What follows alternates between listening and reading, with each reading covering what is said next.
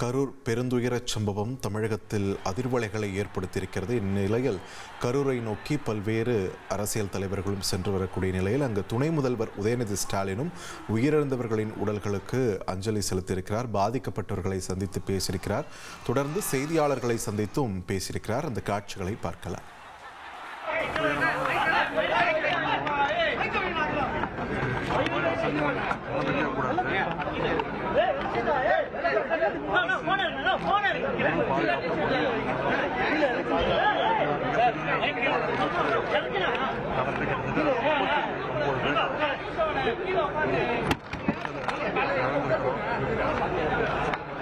முதலமைச்சர் செய்தியை கேள்விப்பட்ட உடனே இருக்கக்கூடிய சட்டமன்ற உறுப்பினர், நாடாளுமன்ற உறுப்பினர், மாவட்ட பக்கத்து மாவட்டங்கள் மாவட்ட பக்கத்து மாவட்டத்தில் இருக்கக்கூடிய அனைத்து அமைச்சர்கள் உடனடியாக இந்த பகுதிக்கு வர வச்சு மாவட்டத்துக்கு வர வச்சு என்னென்ன மருத்துவ உதவிகள் தேவையோ அதையெல்லாம் உடனடியாக செய்ய சொன்னார். முதலமைச்சர் அவர்களே மிகுந்த சோகத்தில் இருந்ததால் அவரால் தாங்க முடியல. என்னோட தொழில்நுட்ப தொடர்ந்து பேசினார். நான் 4 நாட்கள் ஓய்வுக்காக வெளிநாட்டில் இருந்தேன், குடும்பத்தோடு வெளிநாட்டில் இருந்தேன். என்னிடத்திலையும் தொடர்பு கொண்டு மிகுந்த வேதனையோடு பேசிட்டு இருந்தார். அதன் பிறகு அவரே நேற்று நள்ளிரவு 1 மணிக்கு வந்து பாதிக்கப்பட்டவர்களுக்கு தன்னுடைய ஆறுதலை சொல்லியிருக்கிறாரு. பல்வேறு கருத்துக்களை புள்ளி விவரங்களை மட்டும் சொல்லியிருக்கிறாரு. இறந்த 39 பேரில் பெண்கள் 17 பேர், ஆண்கள் 13 பேர், குழந்தைங்க 9 பேர் இறந்திருக்கிறாங்க குற்றத்தில். இதில் ஆண் குழந்தைங்க 4 பேர், பெண் குழந்தைங்க 5 பேர். இந்த 39 பேரில் கரூர் மாவட்டத்தை சேர்ந்த 32 பேர், ஈரோடு மாவட்டத்தை சேர்ந்த 2 பேர், திருப்பூர் மாவட்டத்தை சேர்ந்த 2 பேர், திண்டுக்கல் மாவட்டம் 2 பேர், சேலத்தில் மாவட்டத்தை சேர்ந்த 1 பேர் இறந்திருக்கிறாங்க. 39 பேரில் 30 பேருடைய உடல் அந்த பிரேத பரிசோதனைகள் முடிக்கப்பட்டு போஸ்ட்மார்ட்டம் செய்யப்பட்டு அவங்களுடைய உறவினர்களிடம் ஒப்படைக்கப்பட்டிருக்கு. ஒவ்வொருத்தருக்கும் தனியாக ஆம்புலன்ஸ் வச்சு இந்த அமரர் ஊழி வச்சு அவங்களுடைய இடங்களுக்கு அனுப்பி வைக்கப்பட்டிருக்கு. அவங்களுடைய உறவினர்கள்லாம் வந்து கலெக்ட் பண்ணியிருக்காங்க. இன்னும் ஒரு 9 பேருடைய உடல் பரிசோதனை பிரேத பரிசோதனை நடந்துட்டு இருக்கு. இன்னும் 2 மணி நேரத்தில் அது முடிஞ்சிடும். இங்கே இருக்கக்கூடிய 4 பேருடைய உடலுக்கு காண நம்முடைய அமைச்சர்கள் அண்ணன் செந்தில் பாலாஜி அவர்கள், அண்ணன் மாசு அவர்கள், திரு அண்ணன் மகேஷ் பிரியாமணி அவர்கள், அண்ணன் சிவசங்கர் அவர்கள், 7 அமைச்சர்கள் எங்களுடைய அஞ்சலியை செலுத்தியிருக்கிறோம். அவங்களுடைய உறவினர்களை தைரியப்படுத்தியிருக்கிறோம். இந்த அரசு எப்பொழுதுமே அவங்களுக்கு துணை நிற்கும். நம்ம எவ்வளவு ஆறுதல் சொன்னாலும் ஒரு தவிர்க்க முடியாத அவங்களுக்கு எந்த விதமான அவங்க இழப்புக்கு அளவிலே கிடையாது. அவ்வளோ பெரிய இழப்பு இது. அரசு சார்பாக என்னென்ன செய்ய முடியுமோ செஞ்சிருக்கிறோம். ஐசியூக்கு சென்று அங்கே இருக்கக்கூடிய அனைத்து பேஷண்ட்ஸையும் பார்த்துருக்கிறேன். அவங்களுக்கு ஆறுதல் சொல்லியிருக்கிறேன், தைரியம் சொல்லியிருக்கிறேன். அங்கே இருக்கக்கூடிய மருத்துவர்களை ஒவ்வொருத்தரையும் தனித்தனியாக பேசியிருக்கிறேன். ஒவ்வொருத்தருக்கு என்னென்ன பிரச்சனை, என்னென்ன டெஸ்ட் எடுக்கப்பட்டிருக்கு, என்னென்ன டெஸ்ட் எடுக்கணும், இன்னும் எத்தனை நாள் குணமடைவாங்க அப்படின்னு அவங்களோட நான் கேட்டு அந்த செய்திகள் இருந்துச்சு. அதை முதலமைச்சர்கிட்ட அப்டேட் செய்ய போகிறேன்.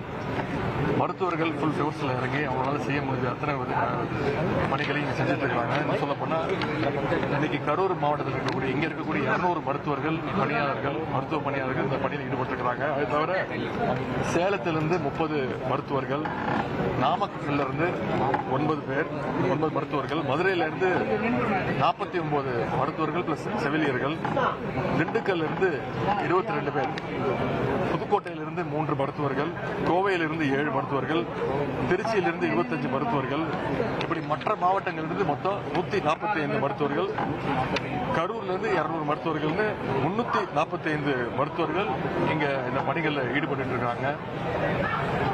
அது மட்டும் இல்லை, மாவட்ட ஆட்சித்தலைவர்கள் இந்த கரூர் மாவட்ட ஆட்சித்தலைவரோடு சேர்ந்து திருச்சி மற்றும் திண்டுக்கல் மாவட்ட ஆட்சித்தலைவர்களும் தொடர்ந்து இந்த ஒருங்கிணைப்பு பணிகளை எல்லாம் மேற்கொண்டிருக்கிறாங்க. சட்டமன்ற உறுப்பினர், நாடாளுமன்ற உறுப்பினர், மாவட்ட ஆட்சித்தலைவர்கள், அமைச்சர் பெருமக்கள் அத்தனை பேரும் இங்க விபத்தில் மரணமடைந்தவர்களுக்கு, விபத்தில் காயமடைந்தவர்களுக்கு உற்ற துணையாக அவங்களுக்கு சப்போர்ட்டாக நாம் அத்தனை பேரும் வேண்டுகோள் நிற்கிறோம். இன்னைக்கு பொதுமக்களையும் கரூர் மாவட்ட மக்கள் அவங்க கிட்ட வைக்கிற வேண்டுகோள் அவங்களுடைய இழப்பு ஈடு செய்ய முடியாத இழப்பு. எனவே அவங்களுக்கு அத்தனை வகையிலும் இன்னும் இந்த இழப்பு இன்னும் அதிகமாகக்கூடாதுன்னு மருத்துவர்கள் அறிவுரை சொல்லியிருக்கிறோம். அவங்களால முடிந்த அளவுக்கு அந்த முயற்சிகள் எடுக்க சொல்லியிருக்கிறோம். இதற்கு மேல இழப்பு இருக்கக்கூடாதுன்னு நாங்கள் நம்புறோம். இனிமேலும் இது மாதிரி விபத்துகள் நடக்கக்கூடாது. அதற்கு இந்த அரசு முழு நடவடிக்கை எடுக்கும். முதலமைச்சர் இருக்குன்னு சொல்லியிருக்கிறாங்க. ஓய்வு பெற்ற நீதியரசர் அருணா ஜெகதீசன் உங்க தலைமையில் ஒரு கமிஷன் அமைக்கப்பட்டிருக்கு. எனக்கு கிடைத்த தகவல்படி அவங்க மதியம் 1 மணிலேருந்து 1:30 மணி அளவில் இந்த கரூருக்கு வர இருக்கின்றாங்க. மருத்துவமனைக்கு வந்து ஒவ்வொரு பேஷண்ட்டுக்கிட்டையும் அவங்களோட கருத்துக்களை பதிவு செய்வாங்க. அது மாதிரி நேற்று அந்த விபத்து நடந்த இடத்துக்கும் அவங்க செல்ல இருக்கிறாங்கன்னு நான் நம்புறேன். எனவே அவங்க கொடுக்கக்கூடிய அந்த கமிஷன் அந்த ரிப்போர்ட் தகுந்தபடி முதலமைச்சர் அவர்கள் நிச்சயம் சட்டப்பூர்வமான நடவடிக்கைகளை விரைவில் எடுப்பாங்க. பத்திரிகை நண்பர்கள், நீங்க தயவு செய்து மனிதாபிமானத்தோட இந்த பிரச்சனையை அணுக வேண்டும்.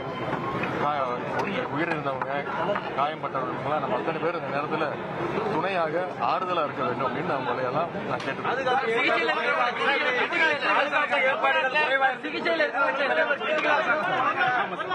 பாதுகாப்பு ஏற்பாடுகள் குறைவு காரணமாக தான் இந்த இது நடந்திருக்குன்னு சொல்லி எதிர்க்கட்சி தலைவர் சொல்லியிருக்காரு. அது எதிர்க்கட்சி தலைவர் அவர் வைக்கக்கூடிய விமர்சனம். முதலமைச்சர் அவர்கள் எடுத்து பார்த்துருக்கிறாங்க. எதிர்க்கட்சி தலைவர் அவர்களே அதே இடத்துல 2 நாட்களுக்கு முன்பு தன்னுடைய பிரச்சாரத்தை மேற்கொண்டிருக்கிறாங்க. டிஜிபி அவர்கள் நேற்று தெளிவாக எவ்வளவு கூட்டம் வந்தது, எவ்வளவு கூட்டம் வரும்னு சொல்லப்பட்டது, எவ்வளவு பாதுகாப்பு கொடுக்கப்பட்டிருக்கு, எவ்வளவு அதிகமான பாதுகாப்பு கொடுக்கப்பட்டிருக்கு, எவ்வளவு தாமதமாக ஒவ்வொரு கூட்டமும் நடத்தப்பட்டிருக்கு அப்படிங்கிற தெளிவாக விளக்கம் சொல்லியிருக்காங்க. இந்த இடத்துல நாங்கள் அரசியல் பேச விரும்பல. யாரையும் அவர் சொன்ன தப்பு, இவர் பண்ண தப்புன்னு சொல்ல விரும்பல. அதுக்காக தான் அந்த கமிஷன் அமைக்கப்பட்டிருக்கு. ஓய்வு பெற்ற நீதியரசர் அவங்க வராங்க. அவங்க வந்து தீர விசாரிச்சுட்டு அவங்க கமிஷன் ரிப்போர்ட் கொடுப்பாங்க. அதன்படி அப்ப மக்களுக்கு உண்மை தெரியும். அதன்படி சட்டப்படியான நடவடிக்கை. நெரிசல் அதிகமாயிருச்சு. பெரம்பலூர்ல பண்ண மாதிரி இங்கேயும் வர விடாம தடுத்துக்கலாம் சார். பிரிகாஷன் பண்ணிருந்தா எவ்வளவு பெரிய இழப்பு ஏற்பட்டிருக்காதுல. திருப்பி சொல்றாங்க, எல்லா தலைவர்களுக்கும் எல்லா இயக்க தலைவர்களுக்கும் இருக்கக்கூடிய உரிமை. மக்களை சந்திக்கிறது, அவங்களுடைய கழகத்தினர், அவங்களுடைய இயக்கத்தை சேர்ந்தவங்க சந்திச்சு பேசுறது அவங்களுடைய உரிமை. அது ஜனநாயக கடமை. அதை யாராலும் தடுக்க முடியாது. ஏன்னா நம்ம காவல்துறை ஒரு தடவை பார்க்கும்போது கூட்டம் அதிகமாக இருக்கு, அவங்க செய்யக்கூடிய காரியங்கள் அதெல்லாம் பார்க்கும்போது நம்ம ஒவ்வொருத்தரும் அவங்க கிட்ட ரிக்வெஸ்ட் பண்றோம், சில விஷயங்களை பண்ணாதீங்க, மரத்து மேலே ஏறாதீங்க, பொதுமக்கள் இடையூறா இருக்காதீங்க, இப்படி பல விஷயங்களை சொல்றோம். இதற்கு மேல கட்டுப்படுத்துவது அந்த பர்டிகுலர் இயக்கத்துடைய தலைவருடைய, அந்த 2ஆம் கட்ட தலைவர்களுடைய அவங்களுடைய பொறுப்பு. ஒரு கட்டுக்கணக்காக கூட்டம் வரும்போது கரெக்டா டயத்துக்கு வரணும். இந்த மாதிரி நிறைய விஷயங்கள் இருக்கு. அது இனிமே நடக்காம பார்த்துப்போம்.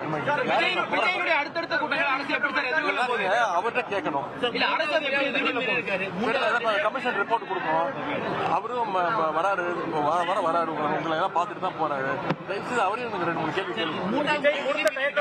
அரசியல் கட்சி தலைவராக நீங்க என்ன சொல்றீங்க? என்னங்க 3வது முறை விதி மீறி காவல்துறை சொன்னதை கேட்டது. அனுபவத்துல எனக்கு ஒன்றும் பெரிய அனுபவம்லாம் கிடையாதுங்க. நானும் 3வது முறை சட்டப்படி அதுதான் அந்த ஓய்வு பெற்ற நீதியரசர் தலைமையில் கமிட்டி அமைக்கப்பட்டிருக்கு. அவங்க என்ன சொன்னாங்களோ முதலமைச்சர் அதை முடிவெடுப்பார். எக்ஸிஸ்டிங் பொலிட்டிக்கல் பார்ட்டிஸ் பத்திரிகையாளர்களுக்கு இதை கேட்டுக்கொள்வது, தயவுசெய்து பாதிக்கப்பட்டவர்களுக்கும் அனைவரும் உறுதுணையா இருப்போம். காரணம் சொல்றீங்களா? நீங்க முடிவு பண்ணிக்கணும்.